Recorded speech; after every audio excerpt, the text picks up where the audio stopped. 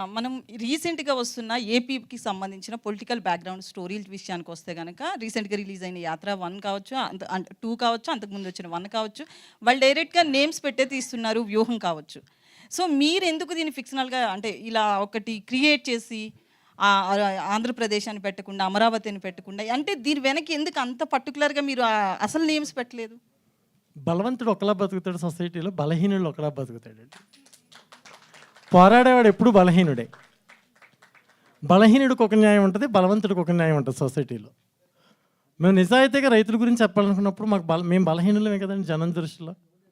మాకు కొన్ని రూల్స్ ఉంటాయిగా, ఆ రూల్స్ ప్రకారం మేము గౌరవించి గవర్నమెంట్ ఇచ్చిన రూల్స్ అన్నింటిని పాటించి సంయమనం పాటించి, రవిశంకర్ గారు చాలా డీసెంట్ పర్సన్, డిగ్నిఫైడ్గా ఆలోచిస్తారు ఆయన.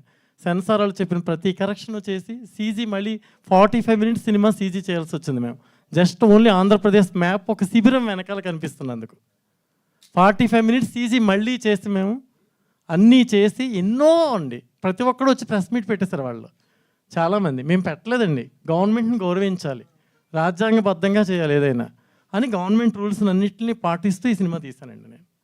కాబట్టి కొంచెం బలహీనంగానే కనిపించవచ్చు మనం. అది వన్ విశ్వనాథ్ అండి, చాలా రోజుల తర్వాత మేము స్క్రీన్ మీద చూస్తున్నాం. ఈ సినిమాకి కథ అంటే రియలిస్టిక్ జరిగిన కథలే. ఇందులో మీరు తీసుకున్న పాత్రకి మీరు రియలిస్టిక్గా అంటే మీరు కథలో ఉన్న డైలాగ్స్కి ఇన్వాల్వ్ అయ్యి చేశారా, లేదంటే మీ పర్సనల్గా అందరికీ నమస్కారం. చేశారా? సినిమా ఒక ఆర్టిస్ట్గా చెప్పాలంటే మాకు రాజకీయం కానీ జాతి మతం కానీ అటువంటిది ఏం లేదండి. నేను ఆర్టిస్ట్గానే యాక్ట్ చేశాను.